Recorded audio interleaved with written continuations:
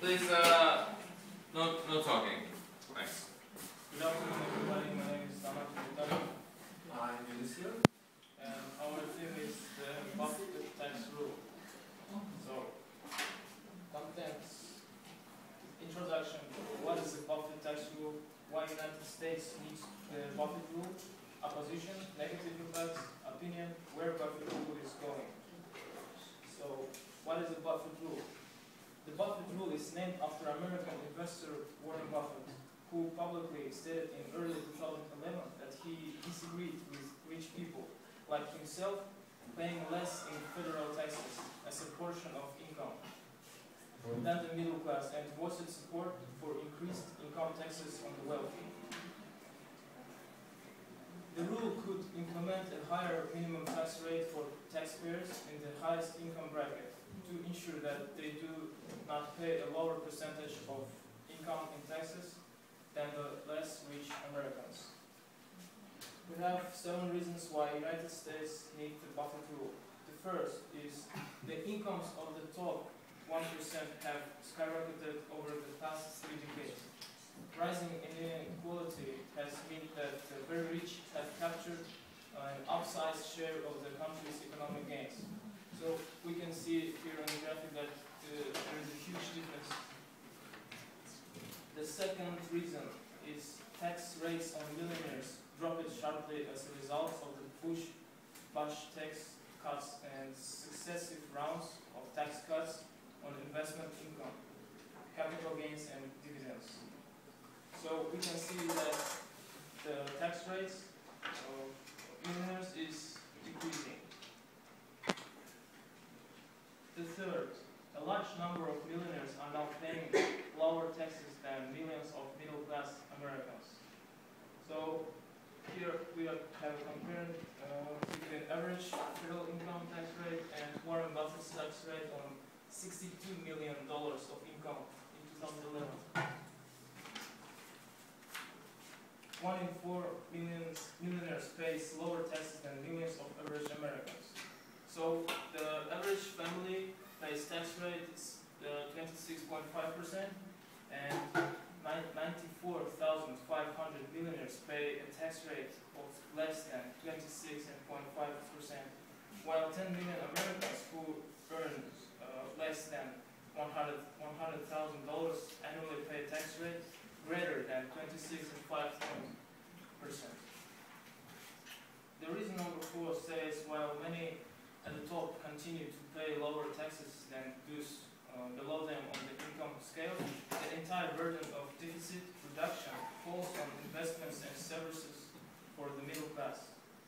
The Budget Control Act, enacted in August 2011, includes $1 trillion in cuts of government services and public investments over 10 years, $1.2 trillion in additional across-the-board spending cuts, including defense and Medicare, starting in January 2013, and $0 in additional revenues. So the average people are suffering of these taxes.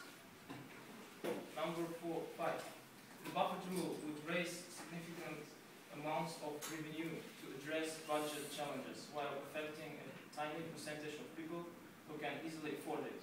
$73 billion is additional revenue that the United States would have collected per year over the last 3 years if millionaires merely paid an average tax rate of 30%. 0.1% of Americans that will pay more in taxes under the Buffett rule, and 2.2% is the average tax increase for these millionaire households.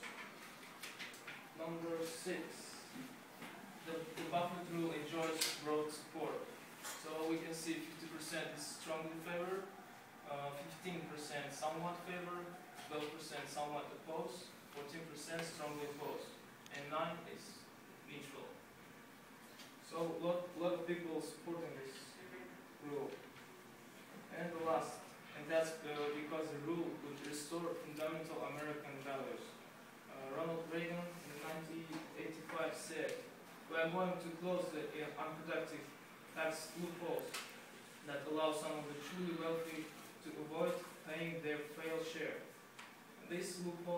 plans made it possible for millionaires to pay nothing, while a bus driver was paying 10% of his salary, and that's crazy.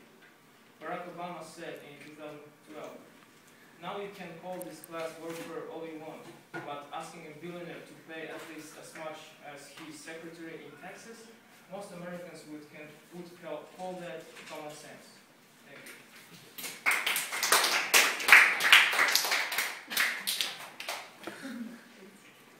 I'm talking about oppositions of popular. First, there are critics of the popular. They depend low tax rates on capital gains with two main reasons. First, popular reduce investment. Second, popular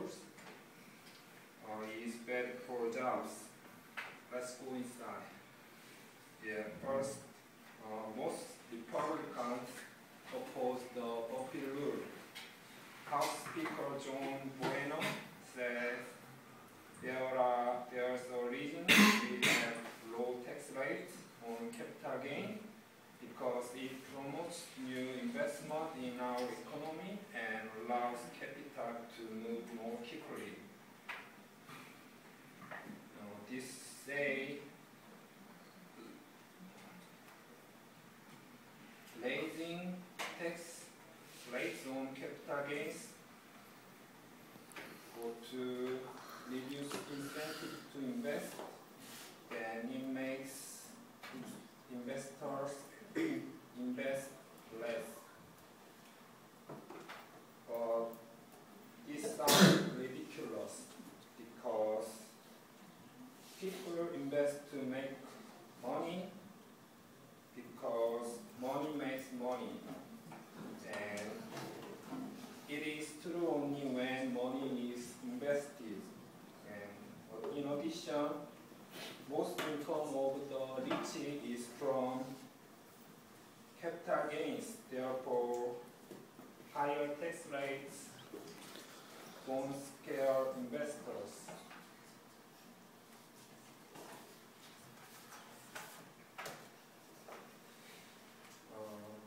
Critics argue that higher tax rates are bad for jobs.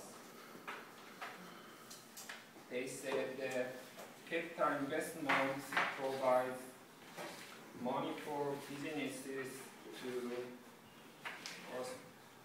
expand business and start new businesses, start hire new workers. Free of war helps job creation. So less investment results in less money for business and it hurts job creation.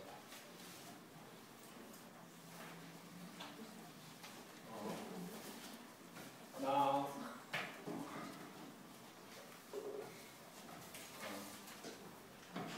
on the other hand, there are economic records against this argument. Before 2000, this means before Bush's tax cut, the tax rates were 28% on capital gains.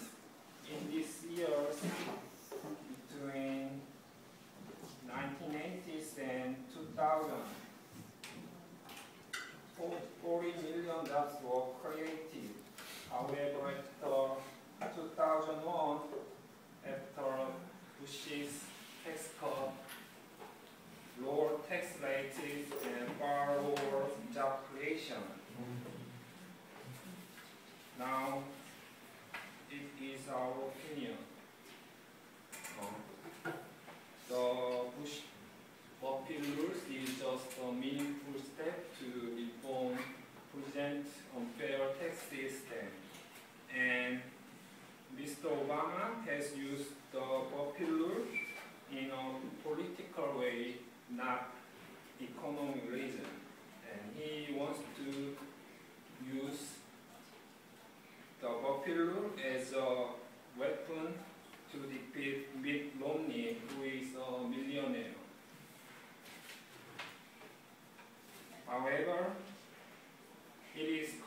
sense that it is unfair for the super rich to pay super less tax rate.